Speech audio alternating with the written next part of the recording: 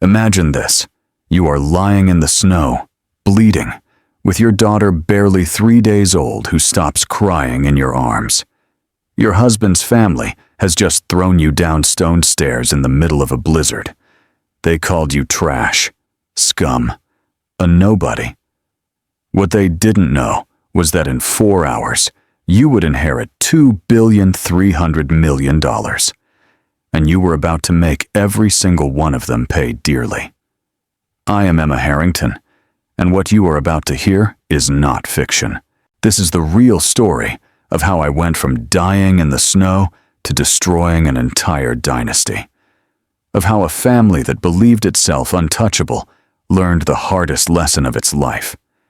Never underestimate the woman you cast aside.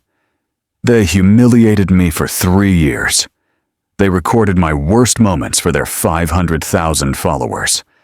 They tried to steal my baby using a corrupt judicial system.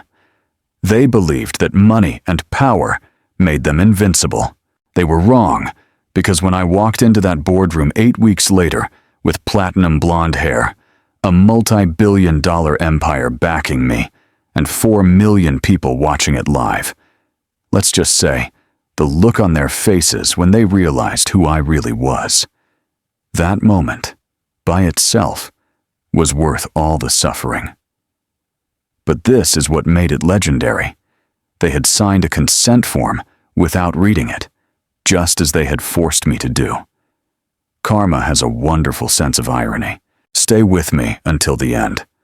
Because the twist in the courtroom, the FBI arrests, and what happened to each one of them, you won't believe how this ends. And if you have ever been told that you are nothing, if you have ever been discarded, this story is for you. Before we begin, do me a favor. Press the like button right now if you believe in justice. Leave a comment telling me what you would have done in my situation. And subscribe, because next week's story is even more incredible than this one. Believe me, you don't want to miss it. Now, let me take you back to where it all began. February 14th, Valentine's Day. The day my world fell apart. They dragged me across the marble floors with my 3-day-old daughter screaming in my arms, and they threw us down stone stairs in the middle of a storm. What they didn't know is that 4 hours later, I would inherit $2,300,000,000, and I was about to make each one of them pay for what they did. I am Emma Morgan, and this is how I went from bleeding out in the snow to destroying an entire family dynasty.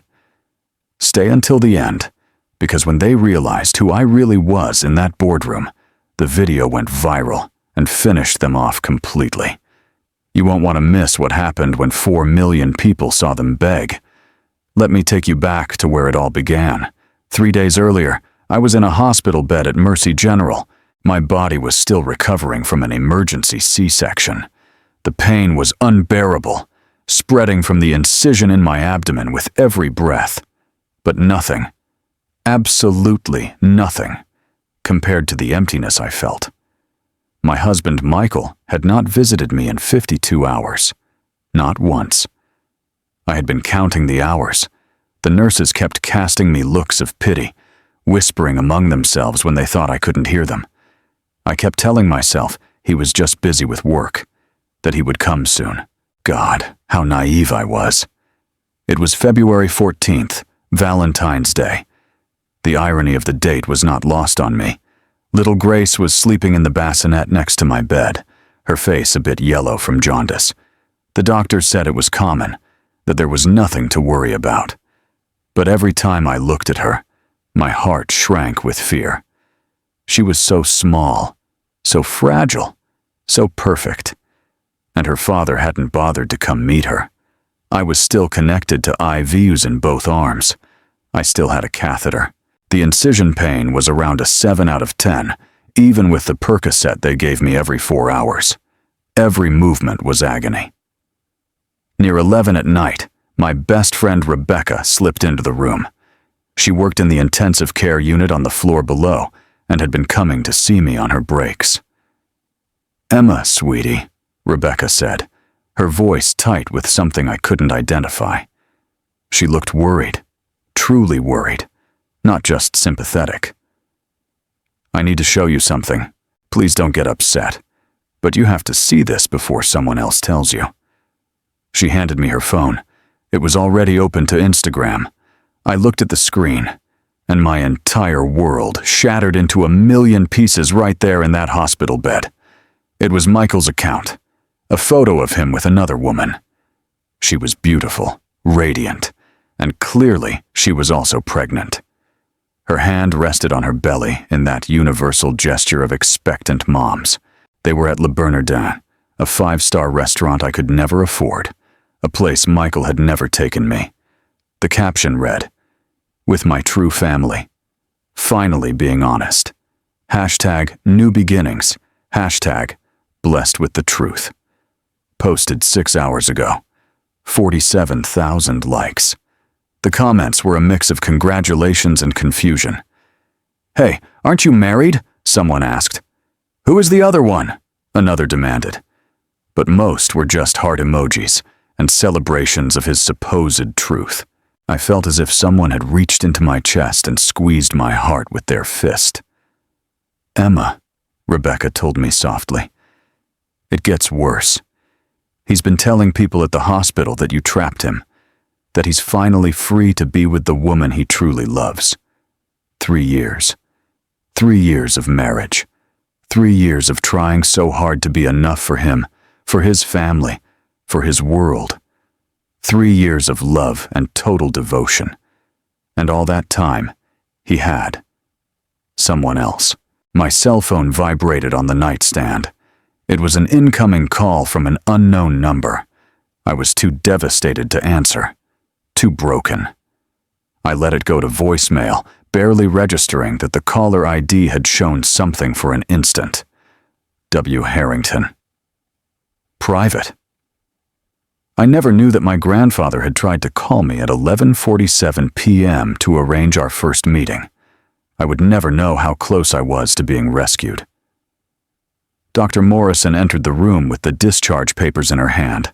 She was the OB-GYN who had attended Grace's birth, a kind woman in her 50s, with soft hands and a worried look.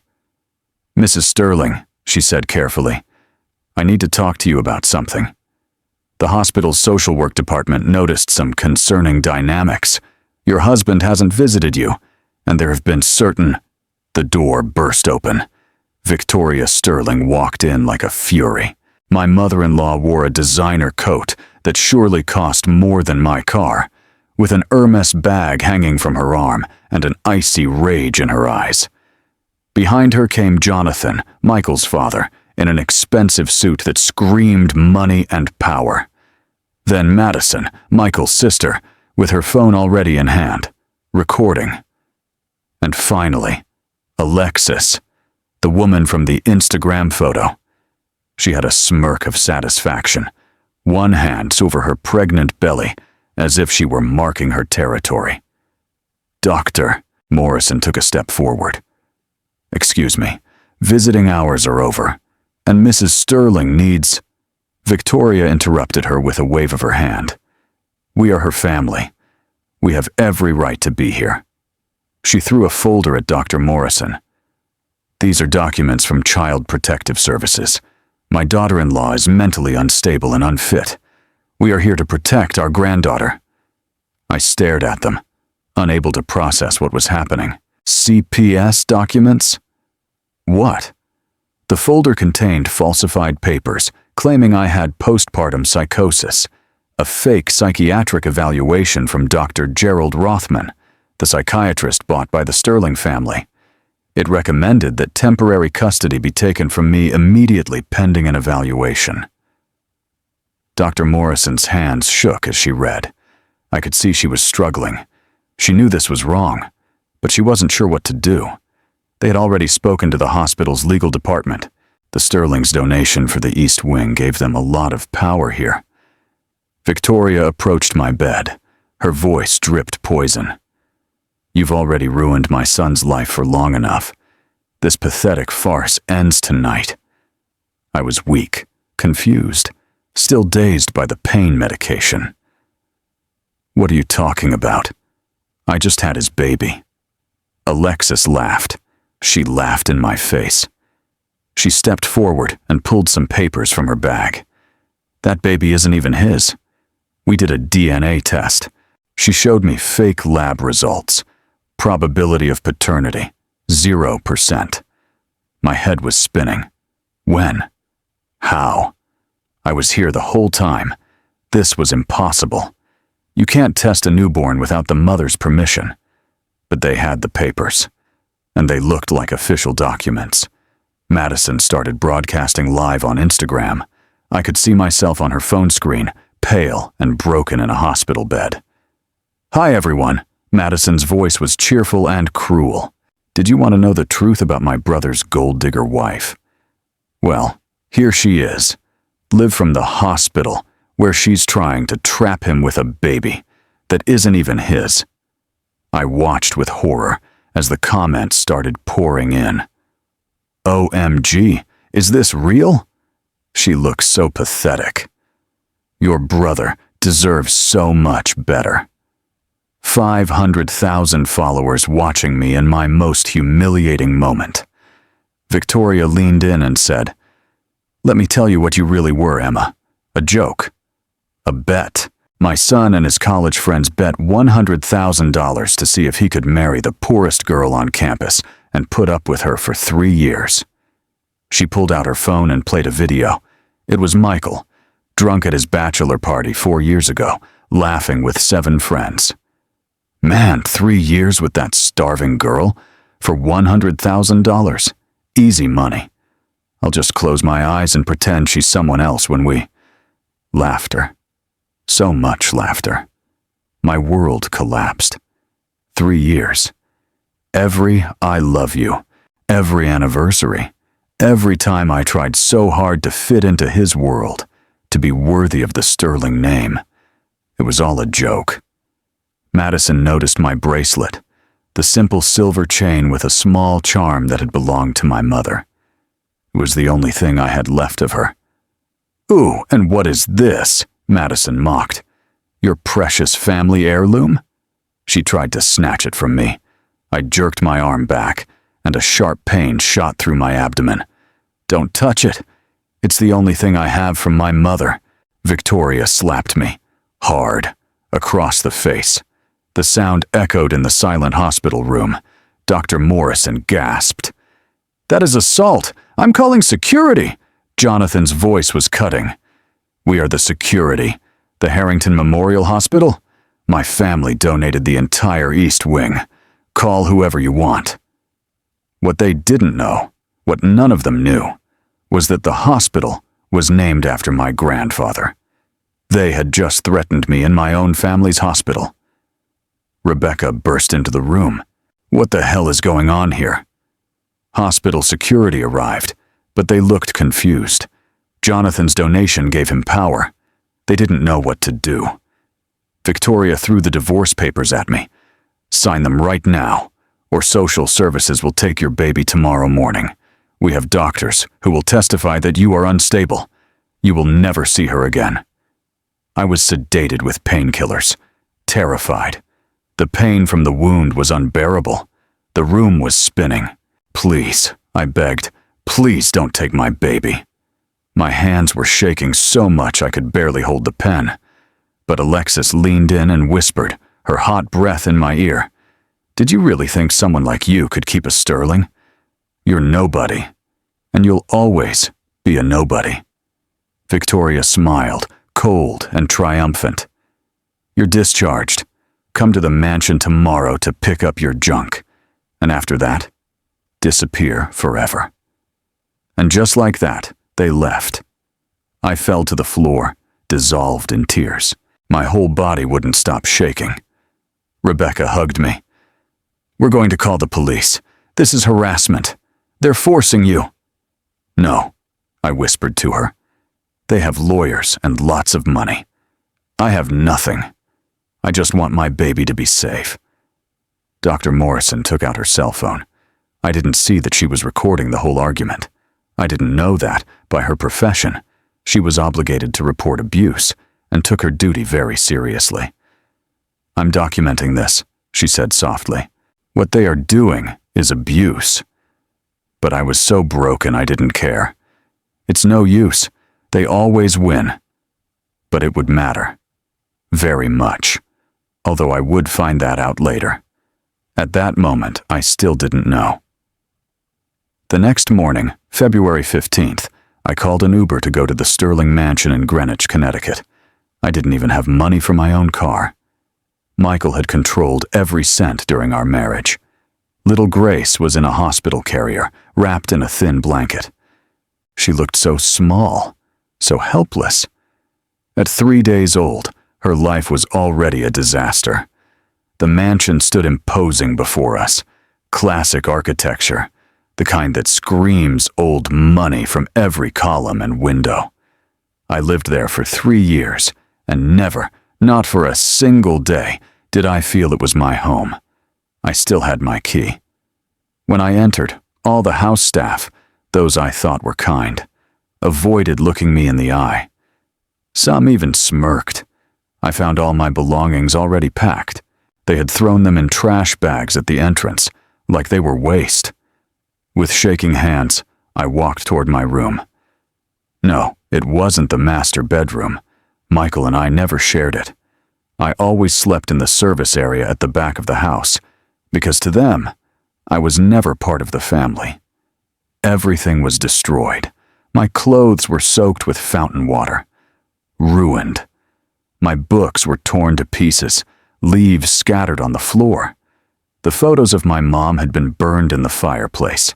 I could still smell the ash. My mother's jewelry was gone. I found Madison in the master bedroom, wearing it. It was my mom's pearl necklace, the only thing I treasured more than anything in this world. "Ah, this old thing," Madison laughed, taking a photo. "It looks better on me anyway." Finders keepers. As I walked through the mansion for the last time, memories hit me like a bucket of ice water.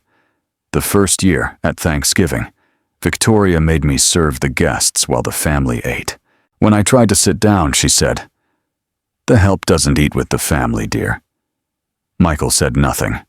A charity gala, the second year. I wore a borrowed dress because I had no money. Victoria told me not to embarrass them, to stay back, not to talk to anyone important. Jonathan made me watch the coats, while Madison mingled with people, showing off her designer dresses. Christmas of the third year. The Sterlings opened gifts worth thousands of dollars. Michael's gift to me? A vacuum cleaner. Everyone burst out laughing. Victoria said, "At least now you'll be useful for something." 3 years of humiliations, one after another. I packed the few things that were saved in a small suitcase. Grace started to cry.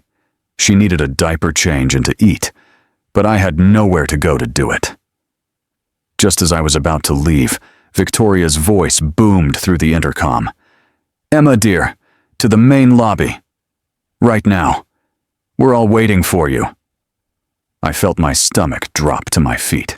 The main lobby was gigantic, with marble floors I had been forced to mop so many times.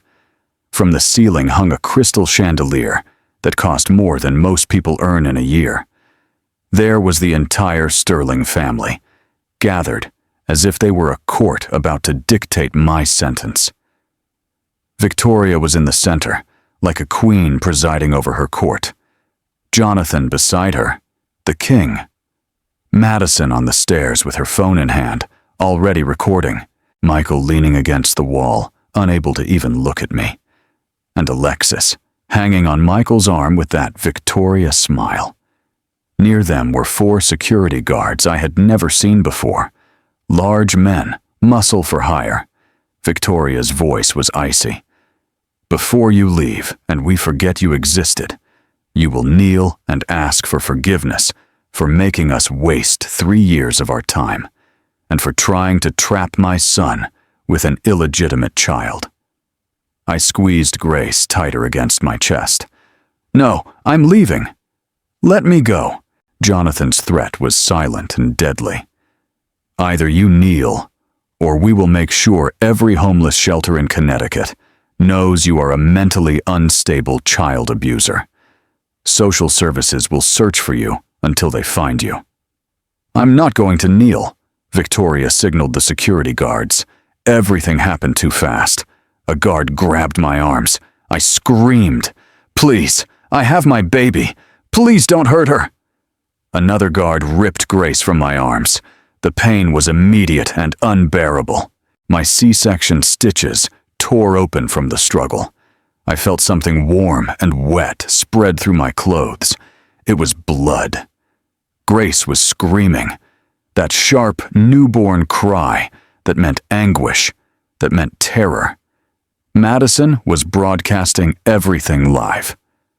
This is what happens when gold diggers mess with the wrong family. See karma in action. The comments rained in. She deserves it. Throw her in the street. #FakeStrongMom. 500,000 people watching how they destroyed me. The guards dragged me across the marble floor. I was too weak to fight, still recovering from surgery.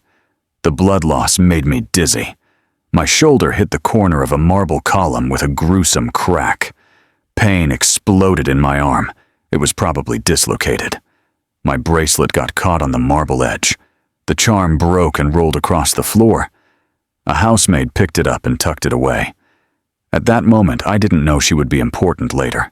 I was bleeding, screaming, begging. Alexis stood there, laughing. How pathetic, Michael. Really? This is what you wasted 3 years on. Michael's voice sounded hollow. God, just get her out of here.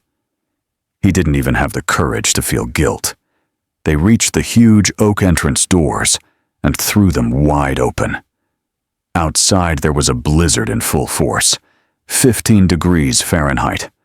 The wind chill made it feel like -5. The snow fell so thick you couldn't see 10 feet away. The wind howled like a living, angry animal. They threw me down the stone stairs. I tried to curl up to protect myself, but I fell hard. 5 steps. Each one was agony. My already injured shoulder took the brunt of the impact. I landed in the snow at the bottom, my blood staining the white ground red. My bag flew after me, the contents scattering, medications, diapers, a change of clothes, everything I had left in the world.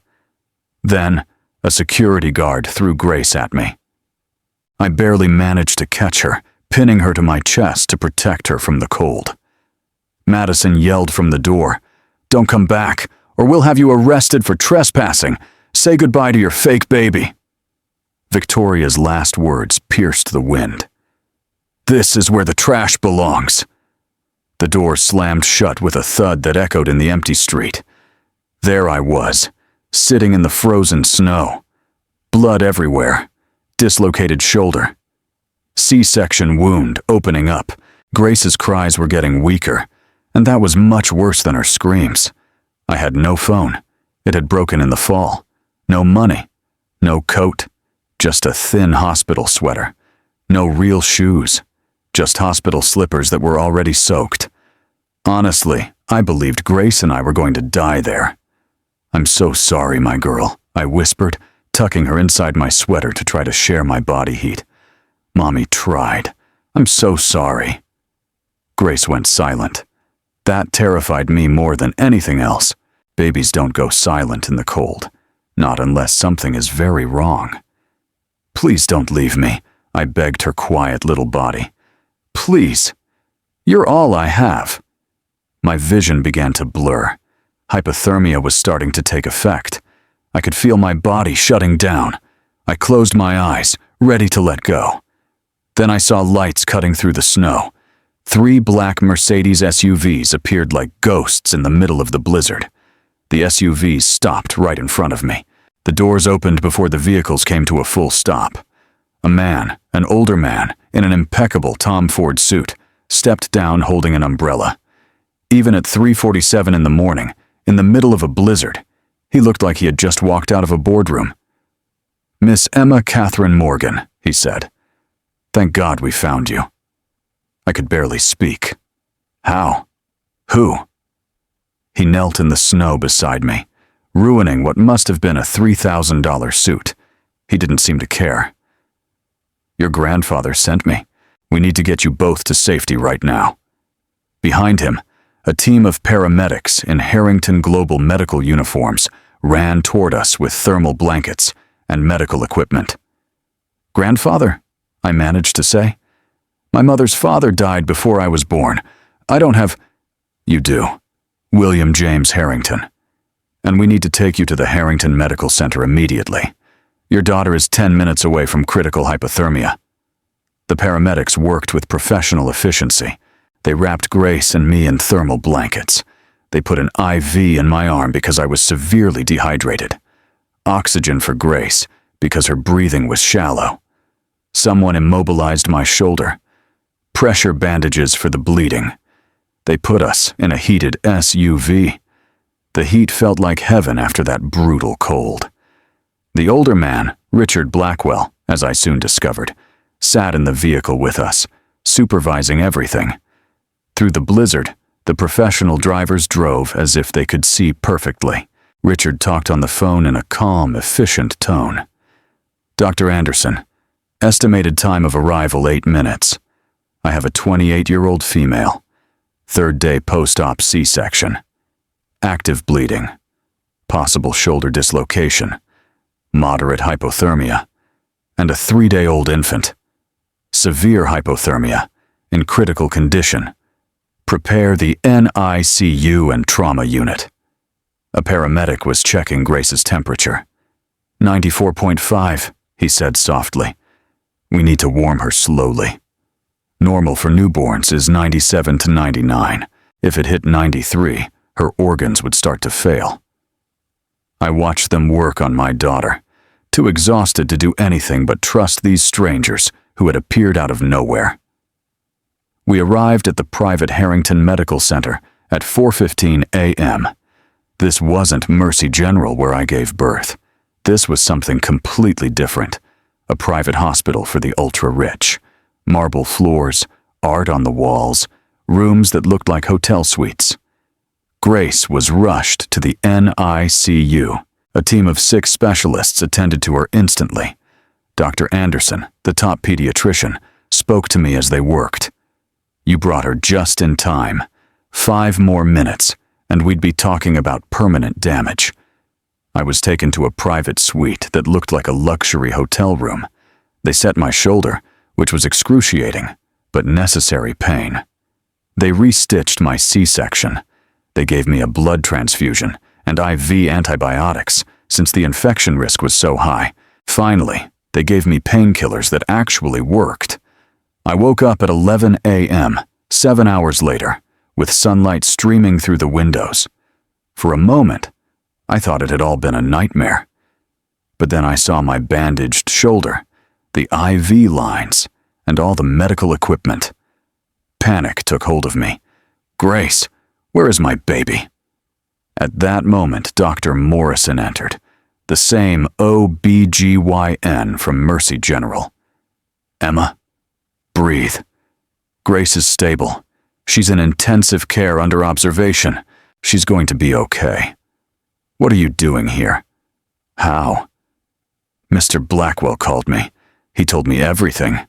I resigned from Mercy General this morning. I couldn't work in a hospital that allowed that to happen to you." Then Rebecca came running in.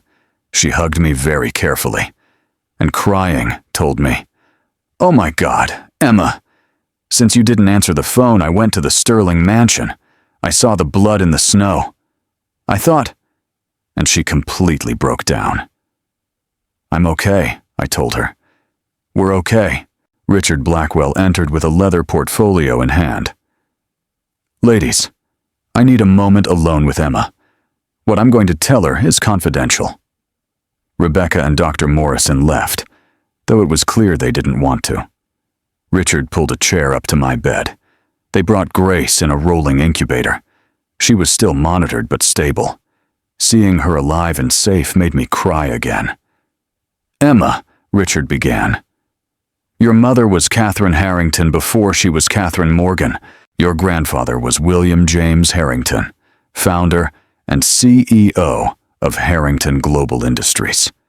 He showed me a photo. He was an older man with kind eyes and an imposing presence.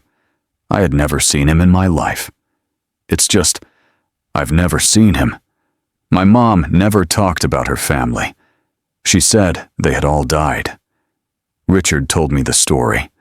My mother ran away from home at 19 after arguing with her father over mine, James Morgan. William believed James was only using her for her money, and he was right. But Catherine was stubborn and very proud. She left with nothing. She changed her name. She moved to Ohio.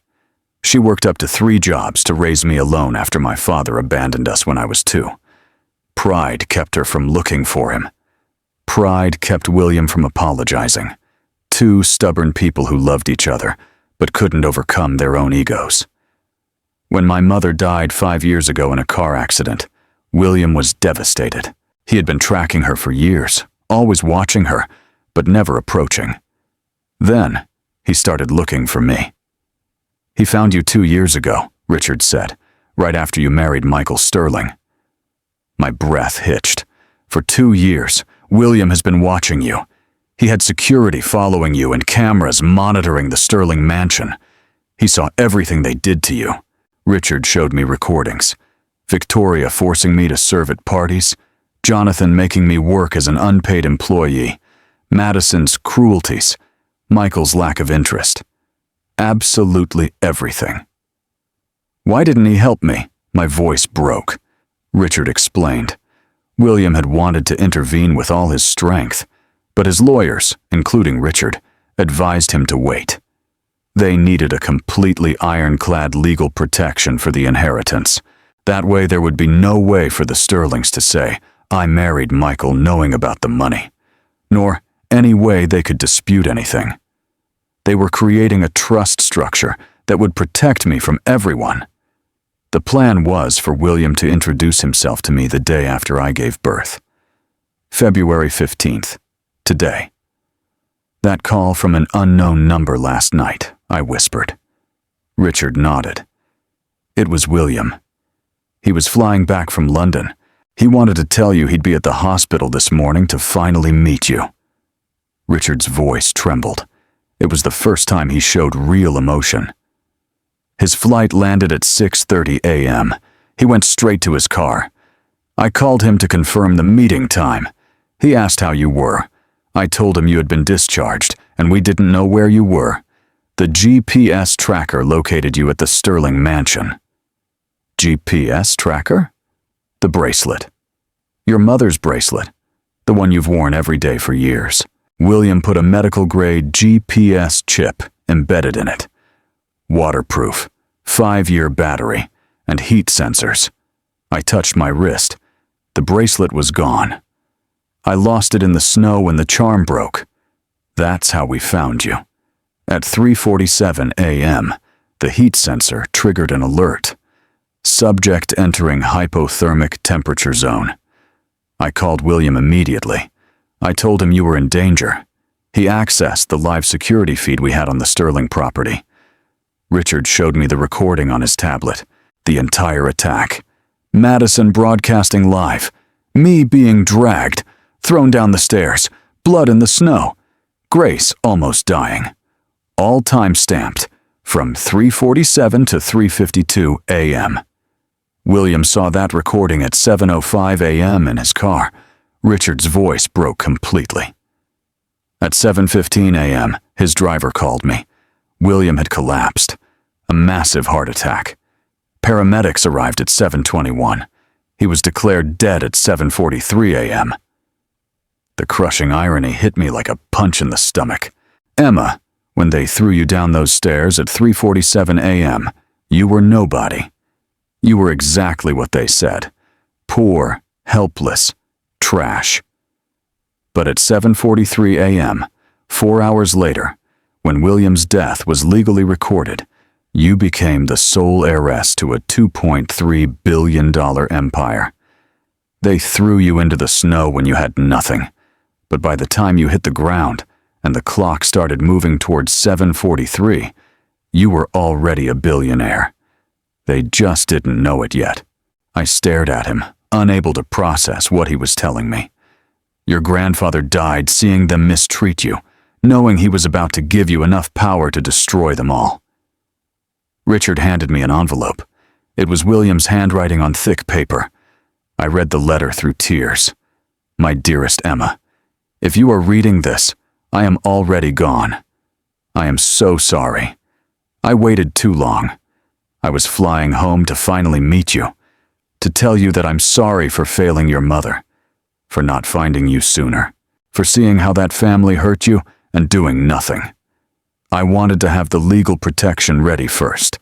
I wanted to make sure no one could ever take from you what I am giving you, but I should have protected you first.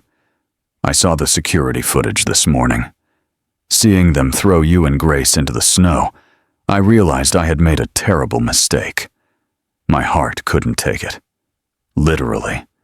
But even dead, I can protect you. Everything I built is yours. $2.3 billion. 40 companies. Properties in 18 countries. Everything. Take this empire. Use it. Show them what Harrington blood truly means. Never again bow to anyone. Make them pay for every blow, every tear, every moment they made you feel insignificant. You are not trash. You are my granddaughter. You have immense power. And I am sorry I won't be there to see you triumph. With all my love, your grandfather, William. I pressed the letter against my chest, sobbing. Grace slept safely in her crib beside me. Finally safe. The trust is already established, Richard said. Everything transfers to you immediately. No probate, no delays. Inheritance taxes are already covered. The board of directors is already informed. Emma, as of 8 o'clock this morning, you are the chairperson of the board of Harrington Global Industries. And the Sterling family doesn't have the slightest idea. I looked up, still with tears on my face, but with something different in my eyes. Something cold. Something relentless. Tell me everything about their businesses, I said. Every vulnerability. Every weakness. Richard smiled for the first time. Now you sound like your grandfather. The next day, February 16th, I was sitting in a wheelchair in Harrington Global's private boardroom. I was still recovering, but I needed to understand what I now controlled. Grace was beside me in a designer stroller in the care of Harrington medical staff. She was already healthy. The jaundice was fading, and her color was returning to normal. Richard presented me with leather-bound files on the Sterling family. Sterling Industries has catastrophic debt, he began. A total of $83 million. He showed me financial documents. Jonathan had diverted $12 million from the pension fund for his personal expenses. Failed businesses cost them $31 million. Operating loans totaled $40 million. They were 3 months away from total bankruptcy if they didn't get new capital. Jonathan applied for a $75 million contract with Harrington Global last month, Richard said. A government defense contract where we are intermediaries. It's their only hope for survival. And we control whether they get it or not. You control it. You are the CEO. Then came the info on Victoria. The Sterling-style boutiques. The project she was so passionate about. 5 locations between Connecticut and Manhattan. All in buildings owned by Harrington, Richard said. The leases are up for renewal in 47 days, and she is $480,000 behind in rent. But here's the best part. She's been underreporting income to the IRS. We have proof of $3 million in tax evasion. Can we report her? I asked. I already drafted the anonymous tip. I'm just waiting for your authorization. Private investigator James Crawford presented Madison's file. Madison Sterling, 32 years old, claims to be 26 on all her social media. He showed me her driver's license next to her Instagram bio, The birth dates didn't match. Multiple plastic surgeries, none declared. Rhinoplasty in 2019. Breast augmentation in 2020. Cheek fillers, Botox, and lip injections continuously. And a Brazilian butt lift in 2021. Her modeling contract with the prestige agency clearly specifies there should be no undeclared procedures. It's grounds for immediate termination. Who owns the prestige agency? I asked. Richard smiled. As of yesterday, you. Harrington Global bought it 2 weeks ago. Madison still doesn't know. Next was Michael's file. The college bet was completely documented. A group chat with 8 participants, and none were smart enough to delete it. Brad Miller, 23. Bro, no way you last 3 years married to that broke chick, LOL. Mr. Sterling, 100,000 says I can. Easiest money in the world. Chad Morrison. What if she finds out? Mr. Sterling. She won't. She's too dumb and too desperate to question anything. There was also a video, the bachelor party recording Victoria had shown me, but the full version.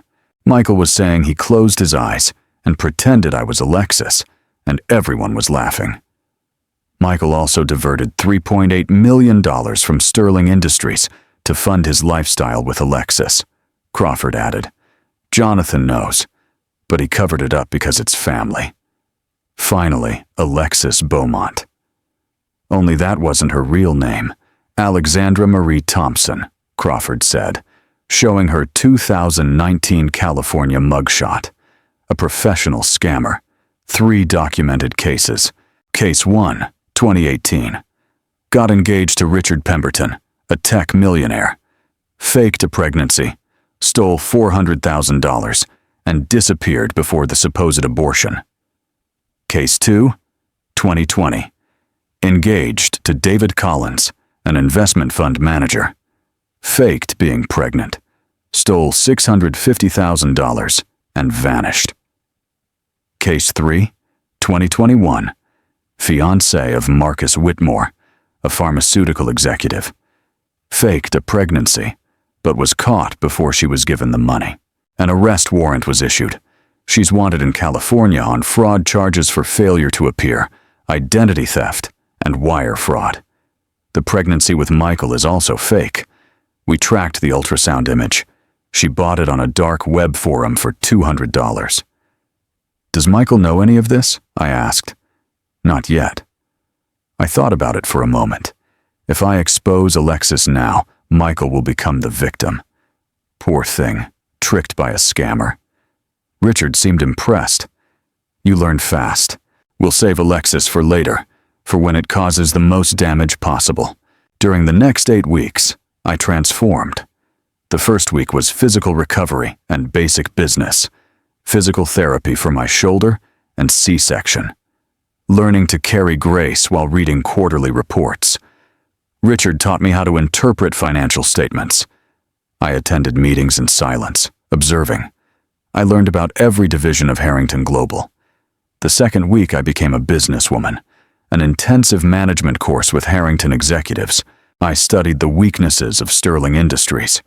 I took notes non-stop, asking sharp questions that impressed the directors.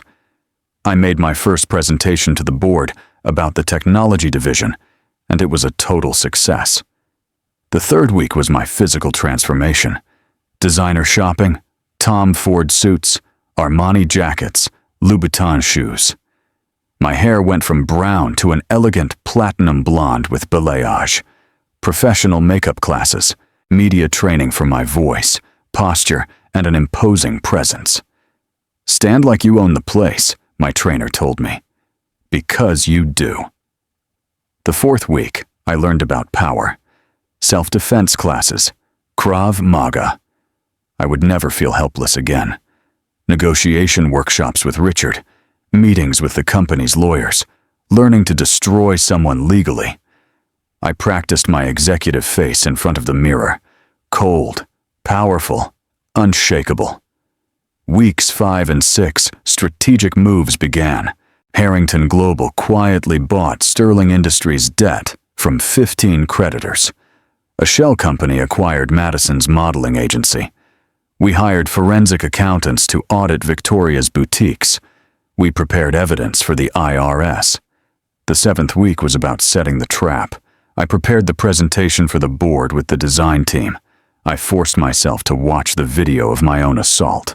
We recovered the security recordings from the Sterling mansion, thanks to the housemaid, who kept the charm from my bracelet. She came forward when Emma paid her $50,000 for the charm and the video she secretly recorded with her phone. There were anonymous leaks to gossip blogs about Madison, and we scheduled the business meeting with Jonathan, the 8th week, final preparations. I practiced my speech for the board in front of the mirror. Grace was already 2 months old. She was healthy and happy, cared for by professional nannies. I stood there in my impeccable power suit, platinum hair perfect, and lips painted red with precision. I looked in the mirror and barely recognized the woman looking back. "Let's destroy them," I said. The meeting was set for April 12th.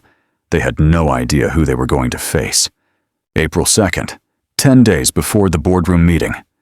Madison was still posting daily on Instagram, a beach vacation in the Turks and Caicos, paid for by her parents. The caption read, "At my 26, living my best life. Hashtag, blessed hashtag, natural beauty, hashtag, no filter." 486,000 followers. The comments gushed about how perfect she was. Madison felt invincible. I called her from my old phone number, the one she still had saved. She answered, laughing. I could hear Alexis and Victoria in the background. "Oh my God, the trash is calling me. Let me put her on speaker." "Emma, how's life in the sewer wherever you're living? Already found a homeless shelter that accepts babies?" I kept my voice low and shaky. I was acting. "I just wanted to know if you would reconsider the social services case. Please, I miss Grace so much." The social services case had been closed in the first week for lack of evidence, but Madison was cruel enough to pretend it was still active. "Oh dear, even the social services people didn't want your baby. You're a pathetic mother. But hey, at least Michael and Alexis's wedding is next month. You're invited to watch it from the service entrance." Boisterous laughter. Victoria in the background. "Tell her we already forgot she even existed." Alexis. "Tell her Michael says the last 3 years were the worst of his life." More laughter. "You know what, Emma? You were always a nobody, and you'll always be a nobody, but thanks for the entertainment. Bye." She hung up, her laughter echoing. I was in the Harrington Global office with the phone on speaker. Richard and Crawford were listening. My face was frozen, without any emotion. "Did you get what you needed?" Richard asked. "Yes. Execute the Madison package, now, April 3rd, 6 in the morning." Done. The gossip blog Elite Secrets made a post. Instagram influencer Madison Sterling, the lies behind the likes. A full report with evidence. Her real driver's license proving she was 32. Medical records showing all her plastic surgeries, legally obtained through medical billing audits. Before and after photos. A comparison of her natural beauty claims against the reality of the surgeries. Financial documents proving her parents funded 70% of her influencer lifestyle. Screenshots of her lying to brands about her age. The article went viral. In less than 2 hours, hashtag Madison Sterling Exposed was the #1 trend on Twitter. TikTok videos analyzed every photo for surgery evidence. Beauty YouTubers made videos titled, "Madison Sterling Lied to Us." Sponsors began to cancel. Sephora. Breach of contract. False statement. Fashion. Nova. We demand honesty. Your contract is rescinded. Flat tummy tea. We are terminating our collaboration with immediate effect. 12 more brands pulled out in the next 4 hours. At 9 in the morning, the prestige modeling agency sent an email. "Dear Madison, Due to contractual violations regarding undisclosed procedures and falsehoods about your age, we are terminating your contract with immediate effect. Please return all agency property by the end of today. Madison didn't have the remotest idea that I owned the agency. At 11 in the morning, she did an Instagram live, crying with her makeup running. Friends, this is all a lie. I'm 26. I've never had surgery. This is Photoshop. Someone is trying to destroy me. The comments started pouring in. We have your license, girl. Just admit it already. We lied to us. Unfollowed. 47,000 people saw her breakdown in real time. Her follower count plummeted. 486,000. 450,000. 420,000. 380,000. Madison sobbed into the camera. Please, I don't know who is doing this, but please make it stop. Victoria called her. Get off Instagram right now. You're only making it worse. Mom, someone leaked everything. My medical history. How is that even legal? I don't care. Fix this. In a week, Madison's followers dropped to 180,000. No sponsors, no agency. Gossip blogs wrote follow-up articles daily. Her name was the laughingstock of everyone. She called Victoria, desperate. Can you make Dad fix all this? Your father has his own problems. Sterling Industries is in trouble. Resolve it yourself. I watched the news about the case with Richard. Phase 1 completed. Madison neutralized. She called me trash. She recorded my assault for fun. She deserves everything that's happening to her. Who's next? Richard asked. Alexis. And then we leave Victoria and Jonathan for the boardroom. April 5th, the Sterling Mansion. Michael and Alexis lived together, planning their wedding for May. Alexis's belly was growing, a high-quality and very convincing fake pregnancy bump. Victoria was busy with wedding plans. Jonathan was stressed about business, but hid it. An anonymous FedEx package arrived. Michael opened it in his study. Inside was a complete file on Alexandra Marie Thompson. Criminal record. Mugshots from 3 previous scams. Documentation of fake pregnancies. The ultrasound image she used, with metadata proving it was bought online. Bank records showing $650,000 stolen from previous victims. A note. Michael, you made me feel like trash for 3 years. Now you know what it feels like to be cheated on. Check her belly. It's fake. You're welcome. A friend. Michael burst furiously into the master bedroom where Alexis was dressing. Who the hell are you really? He threw the file at her. Alexis stammered. Honey, I can explain. You're not even named Alexis. You're a scammer. She tried to escape. He grabbed her arm. Her sleeve caught on the dresser drawer. The pregnancy bump slipped out of her dress. Silicone. Expensive, but fake. It hit the floor with a thud. Michael stared at her. Get out of my house now. Victoria and Jonathan ran in. They saw the bump on the floor. Victoria gasped. Jonathan picked up the file. She's wanted in California? Alexis tried to grab her purse. Jonathan blocked the door. You're not going anywhere. I'm calling the police. At 11:30 in the morning, Greenwich police arrived with a California warrant that was finally being served. Alexis, in handcuffs, was screaming. This is a setup. Someone sent this information. Someone is attacking us. Victoria stopped. Who would even know about... Madison, watching, said what everyone was thinking. First me. Now Alexis. Someone is behind us. Jonathan tried to dismiss it. Don't be paranoid. It's a coincidence. But his face showed doubt. That night, Michael sat alone in his study, drinking whiskey. Everything was falling apart. His 3-year marriage was a bet his friends still mocked. He had a real daughter with Emma that he had abandoned. Alexis was a scammer. The company was failing. Everything he touched turned to trash. He took out his phone. He looked up my old number, now disconnected. He almost called to apologize. Victoria walked in. Don't even think about it. Maybe we were too hard on her. Baby Grace is my daughter, and Victoria slapped him. That woman is gone. She is nothing. Concentrate on what's important, saving this family's business. What if someone is attacking us for what we did to Emma? Victoria laughed. Emma? That pathetic girl is probably dead in a ditch. She has neither the resources nor the brains to come after us. I watched them through a hacked security feed, listening to every word. My expression was icy. April 6th. I saw how the Sterlings tore each other apart on the security cameras. Richard said, "The Sterlings are destroying themselves." Michael and Alexis separated. Madison's career ruined. Victoria in a panic over money. You could stop here. Take Grace. Move to Paris. Live your life. They're already suffering. I looked at Grace, 2.5 months old, smiling. Maybe you're right.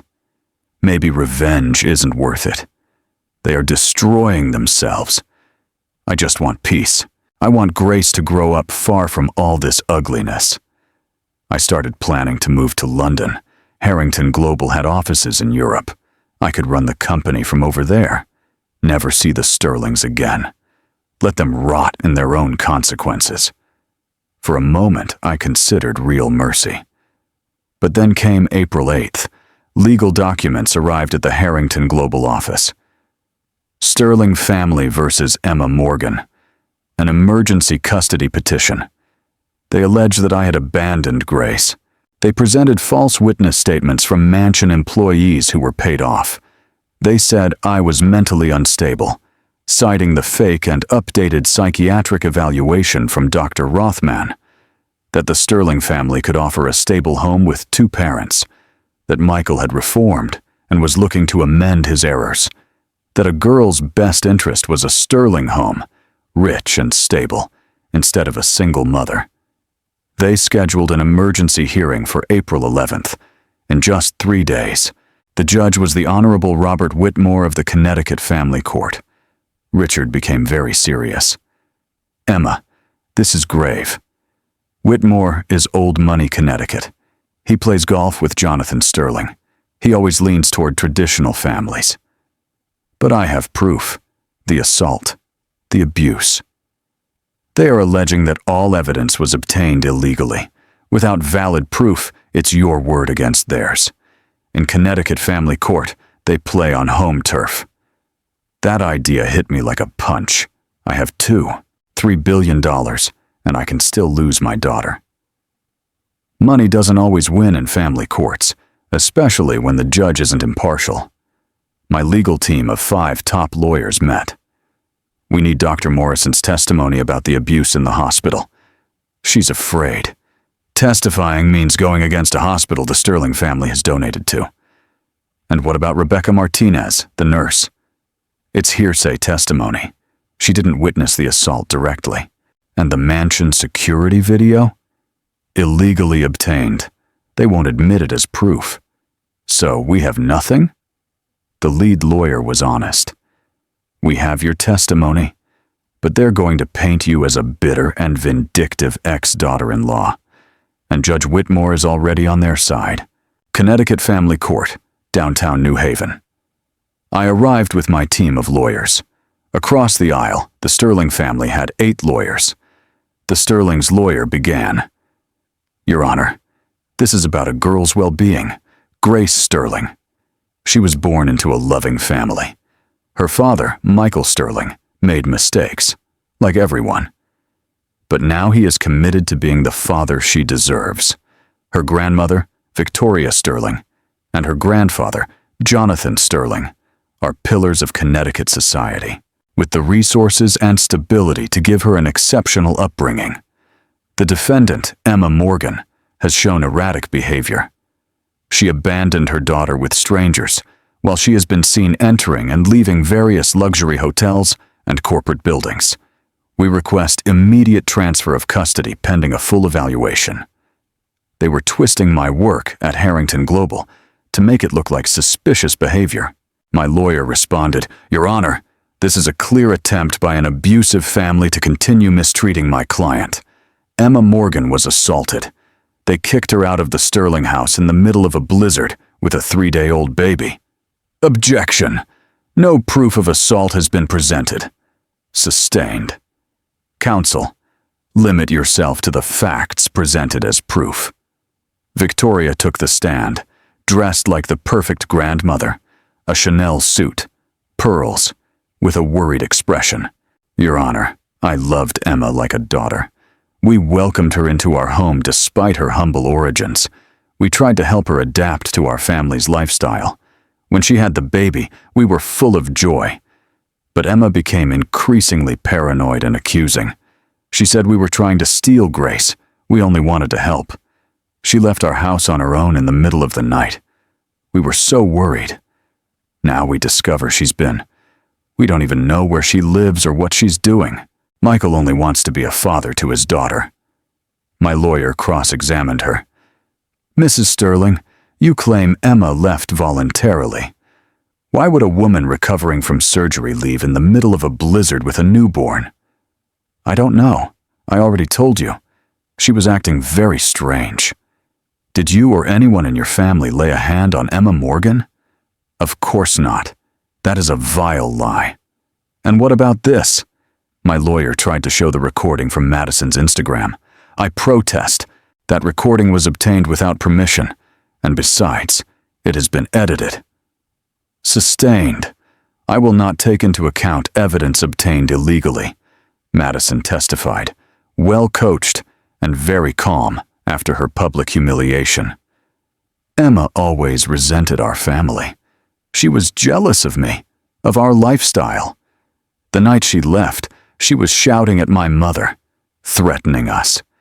We tried to calm her, but she ran out into the snow. I was afraid for the baby. That's why I recorded, to document her erratic behavior for child protection." Michael gave the performance of his life.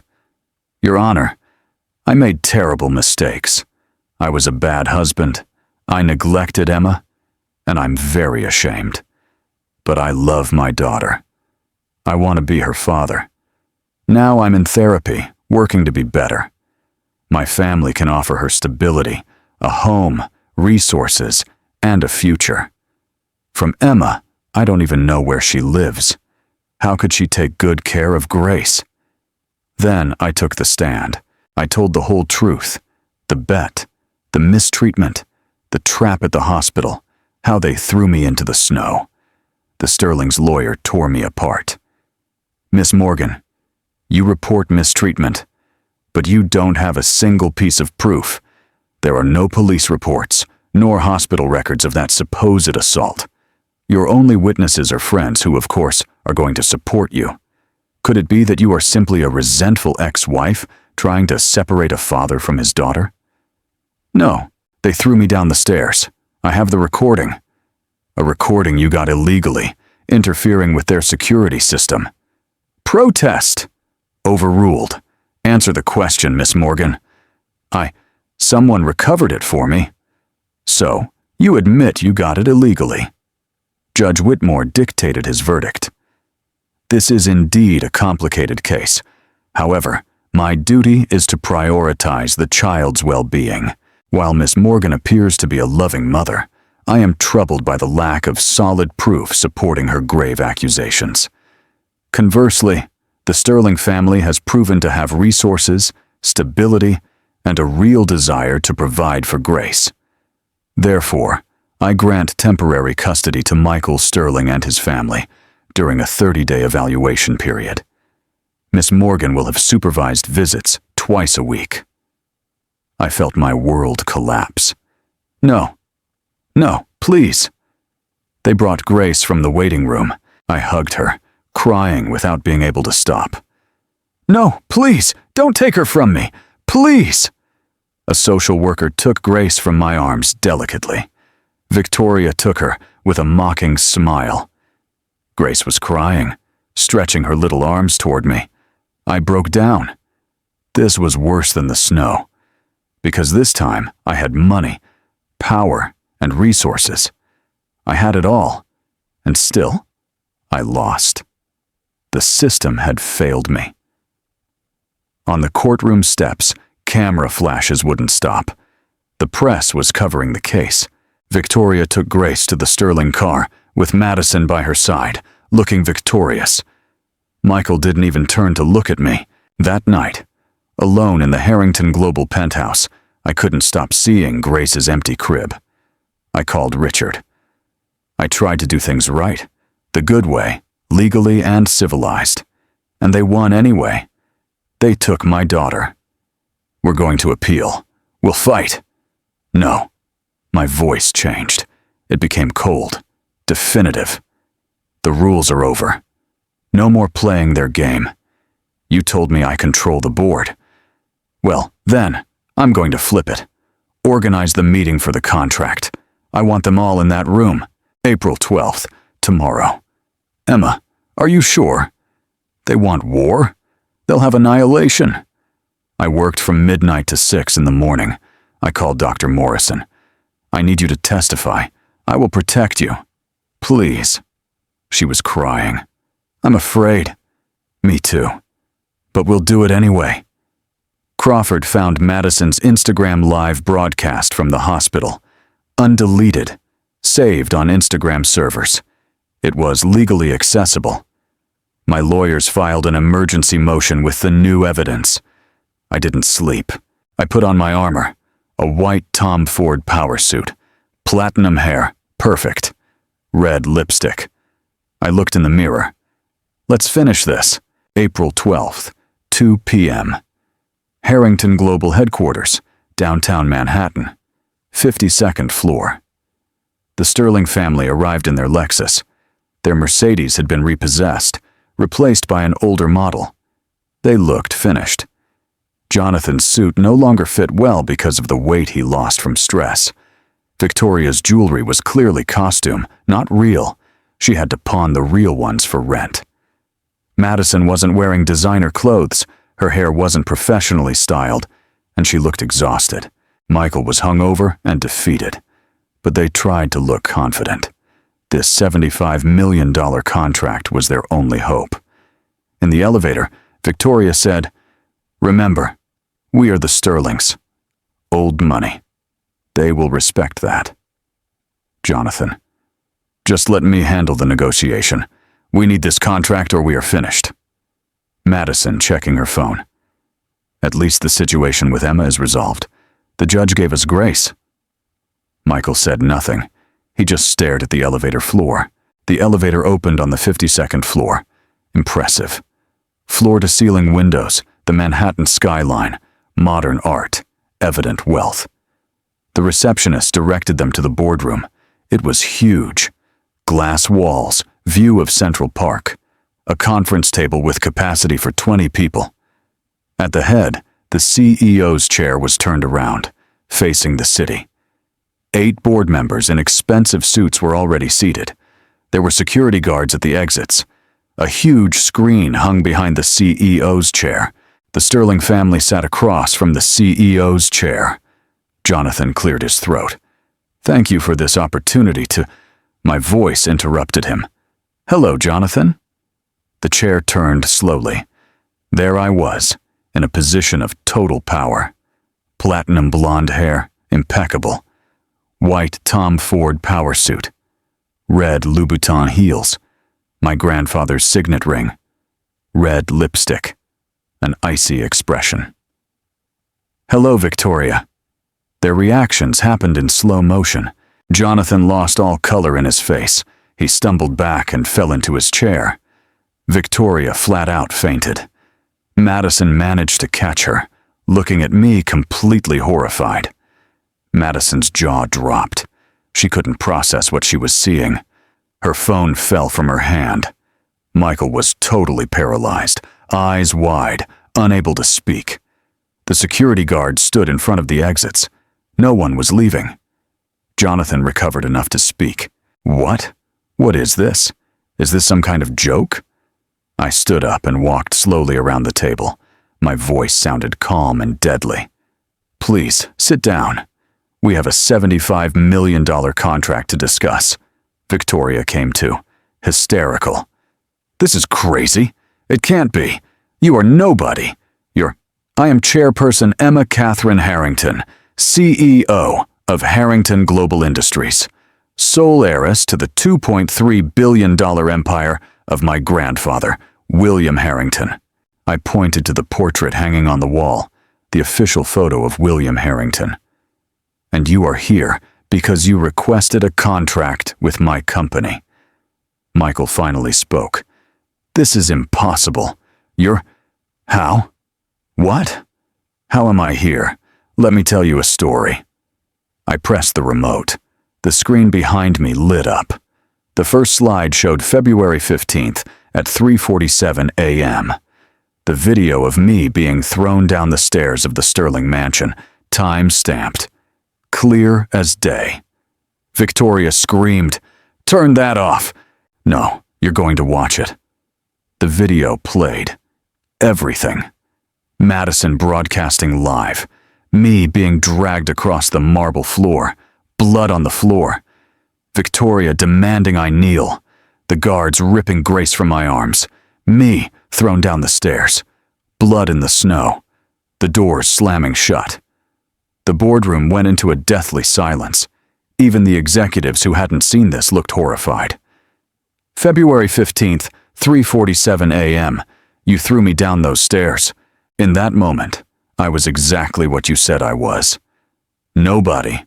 Poor, weak, trash. The next slide showed William James Harrington's death certificate. Date of death, February 15th, 7:43 a.m., 4 hours later. My grandfather died of a heart attack after seeing the security video of what you did to me. His will made me his sole heiress, with immediate effect upon his death. I paused for maximum impact. So, when you threw me into that snow at 3:47 a.m., I was nobody, but by the time I hit the ground and the clock started moving towards 7:43 a.m., I was already a billionaire. You just didn't know it yet, Victoria whispered. Oh my God. Unaware that his wife had just inherited a multi-billion-dollar empire. Her in-laws and the mistress threw her into the snow. It's an incredible headline, don't you think?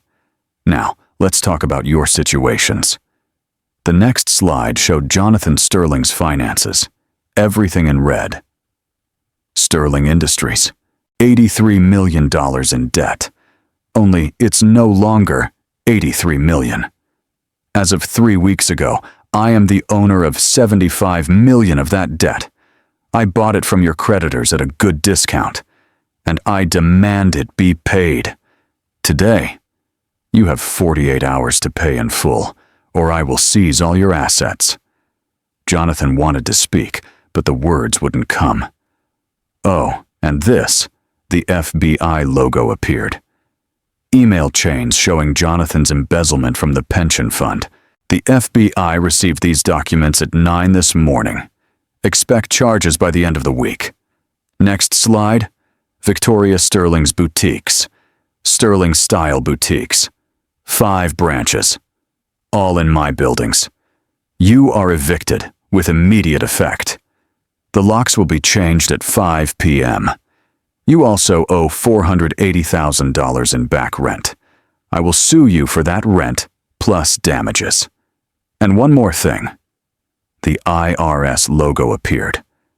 The IRS received documentation yesterday of $3 million in tax evasion. Expect an audit. A photo appeared of Madison wearing my mother's jewelry. And I am suing you personally for $5 million for the theft of my mother's jewelry, which is a family heirloom. Victoria gasped, hand to her chest. Next slide. Madison Sterling. Before and after photos of your scandal.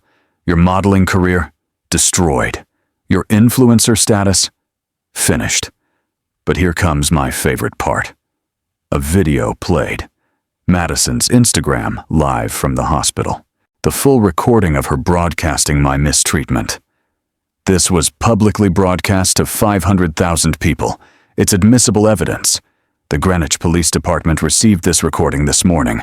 Assault charges have been filed. Madison burst into tears. Next, Michael Sterling. The college bet video played in full. Every cruel word, every laugh, every degrading comment about me. This will be sent to all major media outlets today at 6 p.m. You're three. $8 million embezzlement from Sterling Industries was also reported to the FBI. But here is the part that truly matters to you. Last slide, the custody case over Grace. New recordings appeared. Dr. Morrison's phone recording from the hospital. Clear audio of threats and assault. Madison's Instagram Live, legally admissible as a public broadcast.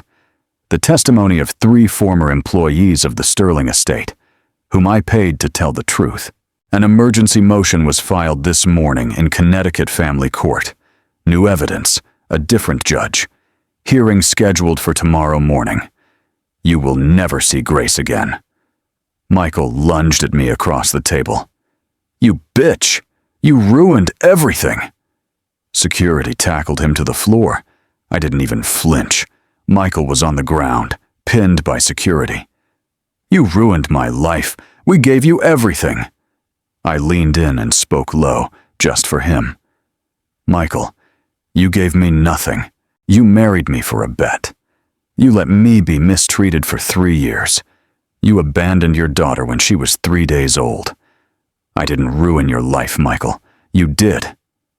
Victoria fell to her knees, truly begging. Please, please, we can reach an agreement. We'll give you anything. I'll apologize. You have nothing I want. I walked toward her and looked down at her. You called me trash.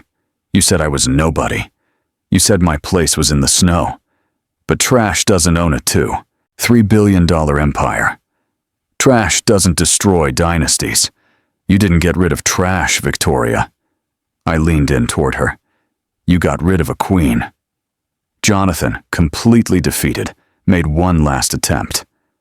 The contract. Please. There is no contract. There never was. This meeting was never about business. It was about you understanding exactly who you destroyed and exactly who destroyed you. I took the remote again. Oh, and one more thing. The screen changed to show a YouTube live stream. Viewers at that moment, 4.2 million. This entire meeting has been broadcast live on my private YouTube channel. 4.2 million people just watched this entire conversation. Comments flooded the screen. Unbelievable. She's a total queen. They deserve everything that happens to them. This is the best revenge I've seen in my life. Emma Harrington is my hero. Madison's voice sounded shrill. You can't. That's illegal. We didn't give our consent to... Check the confidentiality agreement you signed entering this building. Clause 47. Media consent for business meetings. I handed Victoria the paper she had signed without reading. You didn't read it. I learned that from you. Always read what you sign. It was a reference to the hospital scene where they forced me to sign divorce papers. Security escorted them to the exit, and they were not kind. Victoria was dragged away. You'll regret this. We'll sue you. Sue me with what money? You're bankrupt. Goodbye, Victoria, Madison sobbed. I'm sorry. I'm truly so sorry. Please. You recorded my worst moment just to entertain yourself. You wanted me to go viral for being humiliated. Congratulations. Now you're viral too. Michael looked me in the eyes for the last time. Emma, please. Grace is my daughter. No, she is my daughter. You are just the sperm donor who abandoned her.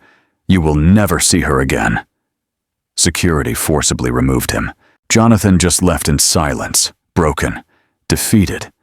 His empire was over. I stayed alone in the boardroom, looking at the Manhattan skyline. Richard entered and said, "The stream is still live. It's at 5.8 million viewers now." I just nodded. My phone vibrated. It was a message from Dr. Morrison. Tomorrow is the emergency custody hearing. With the new evidence, we're going to win. Grace is coming home. For the first time in months, I smiled. A real, sincere smile. Outside the Harrington Global building, the Sterling family met with absolute chaos as they exited. There were about 50 reporters. Camera flashes didn't stop. Questions were shouted at them. Is it true you threw a newborn into the snow? Did you marry her just for a bet? Are you going to be arrested? FBI agents were already waiting for them. Jonathan Sterling, Michael Sterling, you are under arrest for embezzlement and wire fraud. They put the handcuffs on them and read them their rights. Victoria and Madison weren't arrested at that moment, but the press cornered them. Madison's phone wouldn't stop ringing with hate messages. Victoria just tried to hide her face. On Twitter, the news was a worldwide trend. Number 1, Sterling family exposed. Number 2, Emma Harrington. And number 3, the billion-dollar revenge. The next morning was the custody hearing, with Dr. Morrison's testimony, the hospital recording, and Madison's livestream. The judge ruled immediately. Full custody of my daughter was returned to me.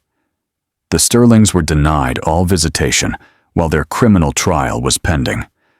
When they finally handed Grace to me, I hugged her and couldn't stop crying. She was safe. Finally, she was truly safe. 6 months passed. It was October 15th. I was on the cover of Forbes magazine. The headline read, Emma Harrington, the CEO who rose from nothing. Harrington Global shares had gone up 40%. We expanded into 3 new markets. I was in my office with Grace, who was already 8 months old, playing on a mat next to my desk. Rebecca came to visit me. You did it, she told me. We did it. I corrected her. And so, the Sterling family's fate was sealed. Jonathan was found guilty. 12 years in federal prison for embezzlement. Victoria ended up under house arrest. She declared bankruptcy. Now she works at a department store to pay her debt to the IRS and lives in a tiny 1-bedroom apartment. Madison didn't face criminal charges, but her career was destroyed. She got a job at a call center. Her Instagram followers dropped to just 12,000. She lost 97% of them. Michael accepted a plea deal, 7 years in prison, and he formally signed the waiver to all his rights as Grace's father. Alexis, or rather, Alexandra Thompson, was found guilty in California. 15 years in prison for multiple fraud counts. Sometimes people ask me if I regret anything, if the revenge was truly worth it. And I just look at my Grace, happy and healthy, growing up knowing she is loved and safe. I think of the $50 million I donated to shelters for women and victims of abuse. I think of all the women who have written to me, telling me their own stories of how they survived and found the strength to move forward. The original assault video has been viewed more than 127 million times. The Sterling family became a worldwide symbol of karma and justice. Their cruelty was exposed before everyone's eyes. Was it worth it? It was worth every blessed second. Let me tell you something I learned on this whole path, something I would have loved for someone to tell me when I was lying in the snow, convinced I was worthless. Pain doesn't break everyone. Sometimes, if you're strong enough and you refuse to give up, pain forges you into something harder than diamonds, into something unbreakable. When they threw me down the stairs, I was shattered, bleeding, convinced I was nobody. But I was very wrong. It's not that I was nobody. I was just someone who hadn't discovered her own power yet. The media attention from the live stream was incredible. For weeks, I couldn't go anywhere without being recognized. Some called me a hero. Others said I was vindictive, that it was stooping low, that I should have been superior. To those people I ask, What would you have done in my place? Would you have turned the other cheek when they threw your newborn daughter into a blizzard? Would you have forgiven when they wanted to steal your daughter with a corrupt legal system? Would you have had mercy on people who had none for you? I thought so. There is a big difference between revenge and justice. Revenge is hurting someone because they hurt you. Justice is making sure they can never hurt anyone ever again. And what I did was justice. The Sterling family didn't just abuse me, it was their way of operating. When everything came to light, 7 other women came forward with their stories about the Sterlings. Women Michael dated before me, women who worked at Sterling Industries, mistreated women, abused, and who had been silenced. Each and every one of them thanked me for having the courage to tell what they had suffered. In that moment, I knew I had done the right thing. I opened the Harrington Foundation for Survivors of Abuse with an initial fund of $50 million. We provide legal assistance, therapy, a safe place to live, and job training for those escaping abuse situations. We have helped more than 2,000 people in just 6 months. Grace is going to grow up knowing that when someone wants to make you feel like less, you have 2 options. Either you believe them or you prove them wrong. I decided to prove them wrong. 1 year after that meeting, on April 12th, I organized a press conference. The room was full of reporters. There were cameras everywhere. Today marks 1 year, I started saying, since I was sitting in a boardroom with the people who abused me for 3 years. People who threw me and my baby into a blizzard. People who tried to steal my daughter, causing a corrupt legal system. Today, here I am, as the director of a successful company, as the mom of a happy and healthy daughter, and as a woman who didn't let cruelty define her. I'm often asked if I regret what I did, if the revenge was worth it. And I want to make one thing very clear. What I did wasn't revenge. It was making them take responsibility. The Sterling family didn't lose everything because of my revenge. They lost everything because they broke the law. Jonathan Sterling stole money from his employees' pension fund. Victoria Sterling evaded millions in taxes. Michael Sterling committed fraud. And Madison Sterling assaulted me and broadcast it to 500,000 people. I didn't destroy them. They destroyed themselves. I just made sure the whole world saw it. To anyone who is going through their own storm, in their moment of total despair, I want you to listen well. You are not trash. You are not a nobody. You are not anything they told you to try to break you. You have power. You are worth it. You are enough. So stand up, shake off the dust, and show them what you're made of. The entire room erupted in applause. At the end of the conference, I went home to the penthouse. Grace was with her nanny, playing with blocks. As soon as she saw me, she smiled and stretched her little arms out to me. I took her in my arms and hugged her tight, inhaling that sweet baby scent. "You know what, my girl?" I whispered to her. "Your mom almost broke, but she got up. And one day, when you're big, I'll tell you this whole story. I'll tell you that no matter what they say, you decide who you are. Not them. You." Grace let out a laugh and grabbed my hair. I laughed. For the first time in years, the laughter was authentic and free. That night, Rebecca arrived. We sat on my balcony with a view of the Manhattan skyline, drinking wine. "Do you ever think about that night?" she asked. "In the snow?" "Every day," I admitted. "But not like you think. I don't think of it with pain anymore. I see it as the moment everything changed. The instant I stopped being a victim and became a survivor." "You're incredible, you know?" I shook my head. "I'm not special. I'm just a woman who refused to stay on the ground." "That's what makes you special." We sat in a comfortable silence, looking at the city lights. "What's next for you?" Rebecca asked. I thought about it. "The truth? I don't know. Keep growing the company. Help people with the foundation. Raise Grace strong and kind. Maybe that's enough. It's more than enough. You've already changed so many people's lives. That night, after Rebecca left, I stayed in Grace's room, watching her sleep. She was so calm, so innocent, so perfect. I thought of my mother, Catherine, how she fled her own father's control to get ahead, how she worked 3 jobs to support me, how she was too proud to ask for help even if she needed it. I thought of my grandfather, William, how he saw me suffer for 2 years, wanting to help but trapped between lawyers and strategies, how he died seeing someone he loved suffer. Both were destroyed by pride, by not being able to unite love with stubbornness. I wouldn't make that mistake. I promise you, I whispered to the sleeping Grace, you're going to grow up knowing you are loved, that asking for help isn't weakness, it's bravery, that you will never accept cruelty from anyone, no matter who they are. And if someone tries to make you feel small, remember, your mom was thrown into the snow and became a queen. Grace moved in her sleep, her small hand closing into a fist.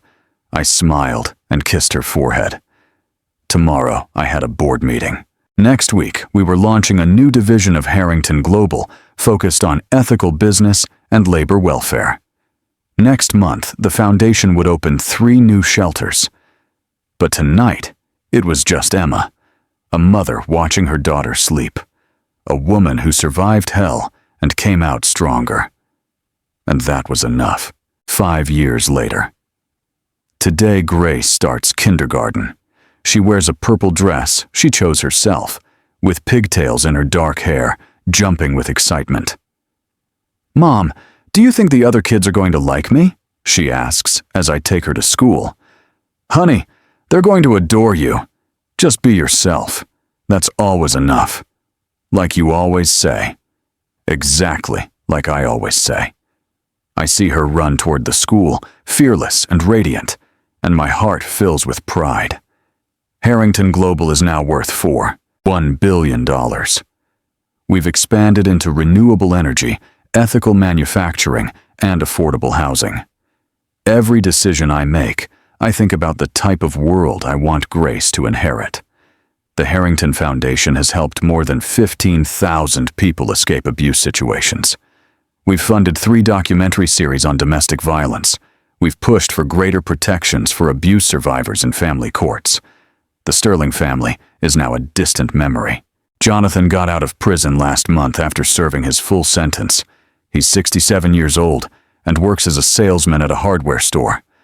I heard he applied for a job at Harrington Global. The application was rejected. Victoria is 73. She's still under house arrest, still working in sales. She'll be paying her debt to the IRS for the rest of her life. Madison is now 42, though she'd hate for me to mention it. She works the night shift at a 24-hour restaurant. No social media presence, no followers, no fame. Just an ordinary life, which for her is the worst punishment imaginable. Michael was released 2 years ago after serving 5 years of his 7-year sentence. He tried to contact me once to see Grace. I had my lawyer send him a cease and desist order. He waived his parental rights. He gets nothing. I heard he works as a warehouse manager somewhere in New Jersey. He's engaged to someone new. I hope for her sake he's learned something, but I doubt it. Alexis is still in prison. She has 7 years left. And as for me, I'm engaged. His name is David Collins. He's a civil rights lawyer. We met at a fundraiser for the foundation. He knows my whole story, and he loves me anyway. And more importantly, he loves Grace, as if she were his own daughter. When I told him about the Sterling family, about everything that happened, he told me, "Do you know what I see when I look at you? I don't see a victim, or even just a survivor. I see a woman who refused to let cruelty define her. I see strength." It was then I knew I could trust him with my heart. We're getting married next spring. A small ceremony, just family and close friends. Grace will be the flower girl. She's already planned her entire outfit. Sometimes at night, I still dream of the snow, of the cold, of Grace's ever weaker screams, of thinking we were going to die. But I don't wake up screaming anymore. I wake up, go to Grace's room, watch her sleep for a minute, and remember, we survived. We did more than survive. We thrived. Last week, a young woman came to my office. She got in touch through the foundation. She had been mistreated by her husband's family, and they had kicked her into the street with nothing, exactly like me. I saw your story, she told me, crying. I saw what you did, and I thought, if she could do it, maybe I can too. I took her hand. Of course you can, and you won't have to do it alone. We took her to one of our shelters. We put her in touch with a lawyer. She started her therapy. We helped her file a police report. 2 months later, she sent me a photo, her and her 2 children smiling. That's why I did it. Not for revenge, but for that moment. For every woman who needed to see that even if they leave you lying in the snow, you can get up and become a queen. Today is April 12th, the anniversary of that confrontation in the boardroom. Every year on this date, I do something special. This year, I'm giving a lecture at a TEDx event about trauma, resilience, and justice. I'm standing on stage, looking at 5,000 people. When they abandoned me in that snow, I start to say, I was convinced I was dying. I was convinced I was nobody. I was convinced that's what I deserved. But I was wrong about absolutely everything. Pain doesn't break everyone. Sometimes, if you're strong and you refuse to give up, pain makes you someone stronger than you ever imagined. I'm not special. I'm not a superhero. I'm just a woman who refused to stay on the ground. For all those living through their own storm, their own moment of despair, this is not the end of your story. It's the beginning. Stand up, shake off the snow, and show the world who you really are.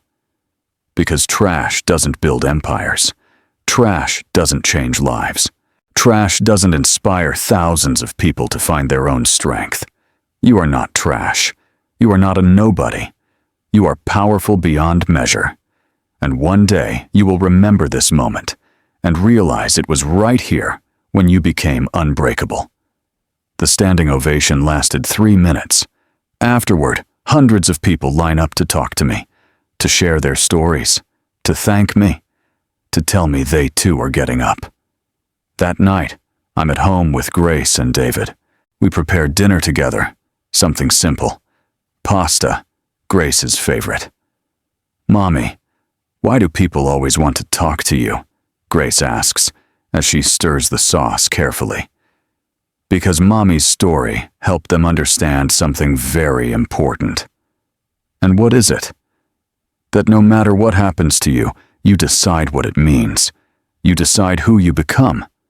Like you, who became a queen. I laugh. Something like that, my love. David kisses me on the temple.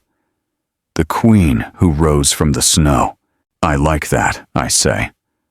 After dinner, when Grace is asleep, David and I sit on the balcony, just as Rebecca and I used to do years ago. Do you ever regret it? He asks me. That everything was so public? The live stream, the media circus. I think about it with total honesty. No, because it wasn't just about me. It was about every person who was told they were a nobody. Every person who has been discarded like trash. I wanted them to see that you can get out of it. That not only can you survive, but you can thrive. You've changed so many lives. They changed their own lives. I just showed them it was possible. We sit in comfortable silence, holding hands, watching the city. I think of the Emma from 5 years ago. Shattered, bleeding, convinced she was going to die in the snow. If I could go back to talk to her, I'd tell her, hold on. Just a little longer. Help is coming, and in 5 years, you'll be happy. Truly, authentically happy. Grace will be healthy. You'll be in love. You'll have helped thousands of people. The Sterling family, we tell each other, will be nothing more than a bad memory. Snow doesn't last forever. Spring always arrives. My phone vibrates. It's an email from the foundation. Another woman is asking for help. Another person ready to escape their own blizzard. I respond immediately, put her in touch with the necessary resources, and let her know she's not alone. Because in the end, that's what it was all about. Not revenge. Being honest, it wasn't even about justice. It was about making sure no one else had to be lying in the snow, injured and broken, believing they were worthless. It was about proving to the world that they can discard you like trash, and still, you can become a queen. And if my story, my pain, my whole path can help even one person find the strength to get up and fight, then every moment of this will have been worth it. I look at the Manhattan skyline, the Harrington Global building named after my grandfather, and this city that became my kingdom. I think of William. I know he's watching over me wherever he is, and I hope he feels proud. I think of my mother, Catherine, who taught me that sometimes the bravest thing is simply walking away from what hurts you. I think of little Grace, sleeping quietly in her room, safe and loved, without ever having to doubt how much she's worth. And I think of myself, Emma Catherine Morgan Harrington, the girl who was nobody, and the woman who became everything. They abandoned me in the snow when I had absolutely nothing. They didn't know I was about to inherit a multi-billion-dollar empire. They didn't know I was going to survive. They didn't know I was going to rise from the ashes. But most importantly, they didn't know that sometimes, when you try to destroy someone, all you achieve is making them stronger. I am not a victim. I am not even just a survivor. I am a woman who was broken and refused to stay that way. I am a mother who will teach her daughter that her value doesn't depend on anyone else. I am the director who built an empire based on honesty and justice. I am a philanthropist who turns pain into a reason to help. I am the queen who rose from the snow. And if you are listening to this, if right now you are going through your own storm, if you are convinced that you are nobody, let me tell you something. You are wrong. You are worth so much. You have the power, and you deserve the best. And one day, you too are going to rise again. Get up. The snow doesn't last forever. Your empire is waiting for you.